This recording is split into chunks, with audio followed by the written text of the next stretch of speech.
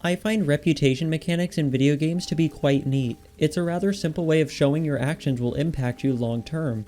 Have you been helping Sublight in their endeavors? Well, enjoy the benefits of being an ally, like reduced prices at their vendors. Have you been a slimy little rat to the board?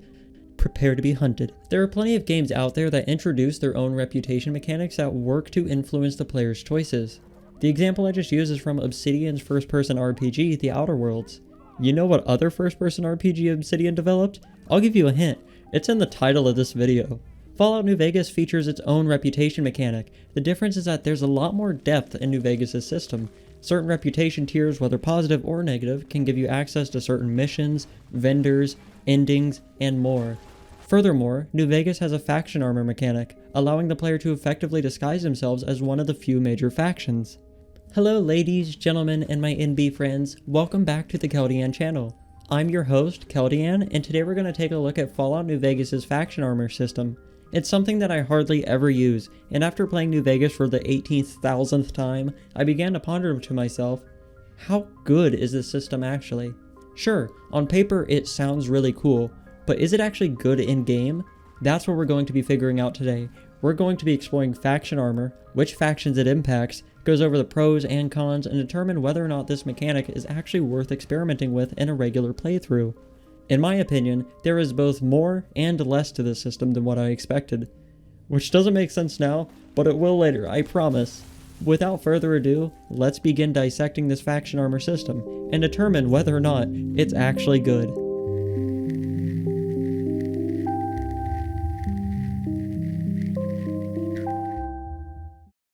Before we can come to any decision regarding faction armor, we'll first need to understand what it is. Faction armor are various different sets of, well, armor that the courier can equip. Upon equipping these pieces of armor, the player will be assaulted by a pop-up stating that they are now dressed as a member of the faction that the armor belongs to. 6 different tribes actually have faction armor, those 6 being the NCR, Caesar's Legion, the Great Khans, Powder Gangers, Brotherhood of Steel, and finally, of course, the White Glove Society.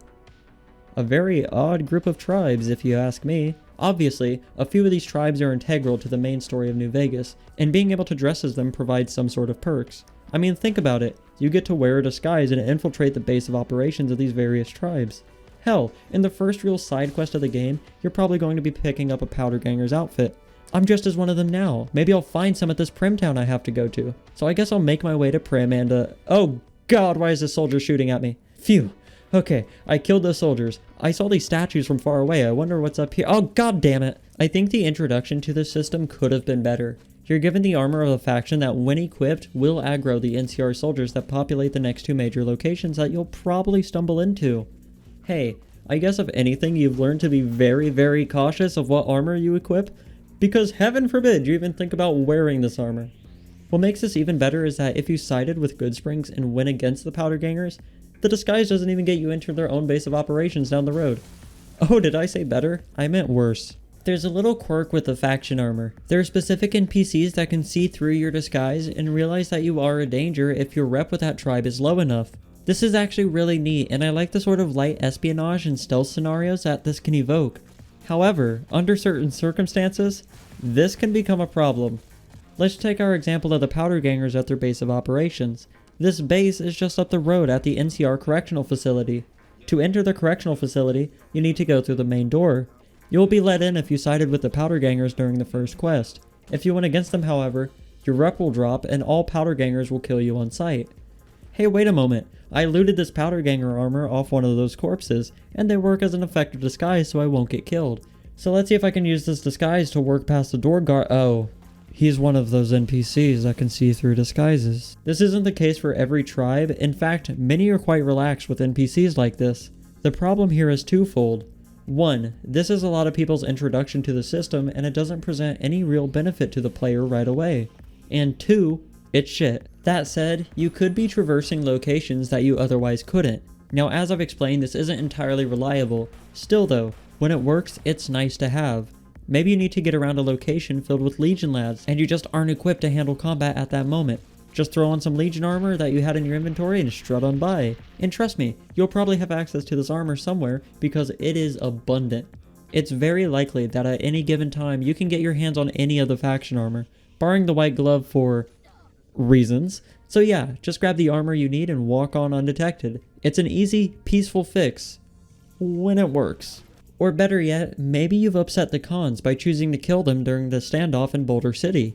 You could use the con armor you acquired to then infiltrate their base at Red Rock Canyon and complete quests for them to improve your rep. Theoretically, with this faction armor system, you open up to exploring more content that you otherwise wouldn't be able to access. Here's a personal example. In my most recent Legion playthrough, I got the quest 3 Card Bounty, which is a side quest from the NCR where you have to kill 3 fiends and collect their heads. I put this quest off until after I had sided with the Legion, simply because I wasn't thinking. Despite being locked out of the NCR quest due to the faction lock from the main questline, I was able to turn in my bounties and complete my active quest. All I had to do was sneak into Camp McCarran wearing NCR armor and speak to the proper NPC. This is a clear example of how this faction armor system can be beneficial to the player, because otherwise, I would have been killed on sight. There's actually another really weird quirk with the faction armor, and that's that NPCs of a tribe will be hostile to you regardless if you're disguised or not. Dressed as a Legion member and random Legion squads start shooting on sight for no reason? Okay, sure. Entering the Ultra-Luxe and every white glove in the casino starts swinging at you? This is just funny. Like sure, I might have refused to give my guns away and killed somebody, but hey, I nuked the NCR and they don't mind me strolling into Helios 1. Inconsistency is something that bothers me. If you're going to introduce a feature, I'd like for it to be executed properly dang near every time. What I've learned from this feature just in my years of playing is that the faction armor may or may not work to get you past enemies. It's not a guarantee, and that's actually perfectly fine. I just wish there was an explainable reason as to why it doesn't work every other time. One thing is for certain though, your own friends will turn on you if you equip the wrong armor. The NCR more or less hates everyone, so if you put on one of the Great Khan's armor in Boulder City for example, you will be shot. This is actually a very minor point, but similar to what I kinda said before, dressing as certain factions can attract unwanted attention from the tribes that you are on good terms with. So if you're dressed as a powder ganger and stroll into Prim, even though you're friendly with the NCR, they'll still try to kill you. Very odd, very weird, not poggers. But I mean hey, at least the NCR will refer to you as a ranger if you wear ranger armor. Wow! Gameplay wise, equipping NCR armor while allied with the NCR can actually be a drawback during certain quests. To initiate quests or get certain dialogue from NPCs, you'll need to pass a rep check with the faction. Wearing armor will set the affected faction's rep back to neutral, meaning you don't get the benefits of being on good terms with a faction by wearing the armor. This is just a bit silly and unimmersive to be completely honest. Paradoxically, the gear just works great for role-playing. Want to play the part of an NCR Ranger? Go ahead, it's a role-playing game, and being able to use the gear and have the world react to you based on what you wear is a nice thing that sort of elevates the RP in RPG. Just a shame about that rep drawback. This armor is also just quite decent most of the time stat-wise. If you're low on armor that suits your specific build, 9 times out of 10, it's probably just best to throw on some NCR or Legion armor to get you by. At least until you've completed Honest Hearts or part of Lonesome Road to get better long-term gear. In hardcore mode, it might be harder to carry all the armor due to more strict weight restrictions. If you have perks to work around this, then it won't be a problem. I think the biggest sin of the faction armor comes in the form of what wasn't done with it, because it could have been so cool. Imagine a mission for the NCR or Legion where you have to sneak into the other's base and assassinate a target without being caught, or steal something of value. The closest we get to this is Arizona Killer, a Legion mission where you have to assassinate the president. You're given an NCR disguise and have to avoid rousing suspicion before the president lands to give his speech. Otherwise he just won't land and you miss your chance. This is one of my favorite quests and it takes advantage of the faction armor system that they introduced. Arizona Killer is a definite high of this system. It's a memorable quest that utilizes the 2 biggest factions in the war, ending with you, hopefully, killing their leader in a creative fashion.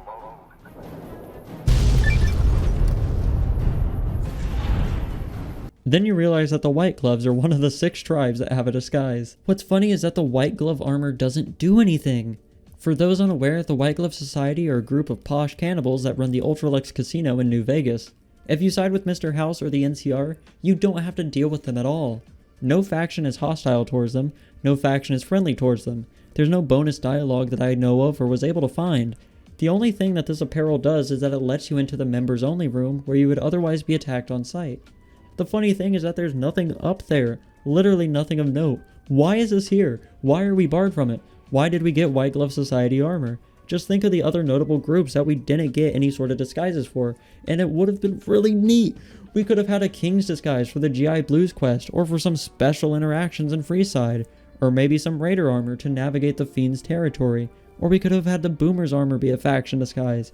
Just think about how the Boomers would have been perceived by other major tribes like the Brotherhood or NCR. It would have been an excellent opportunity for world building. Speaking of world building though, that is something that faction armor does do really well. A key moment in Fallout New Vegas is meeting the Brotherhood of Steel for the first time. Regardless of who you side with, you are going to interact with the Brotherhood at some point. Typically when you enter their bunker in Hidden Valley Ranch for the first time, Brotherhood soldiers will rush out and apprehend you, starting their questline proper. However, something that I discovered when making this video is that if you're wearing NCR armor, the Brotherhood soldiers will instead try to kill you. This moment is actually really fascinating, as it shows the unsuspecting player what the relationship between the NCR and Brotherhood is like right now. The very first thing you're tasked with by the Brotherhood to prove your worth is to get rid of a nearby NCR trooper by any means necessary. What a fantastic way of conveying this dynamic beyond just telling the player that tensions are high. Hell, if you side with the NCR, they'll initially want you to kill the Brotherhood. Only in the NCR's route though can you convince Elder McNamara to begin a truce between the factions.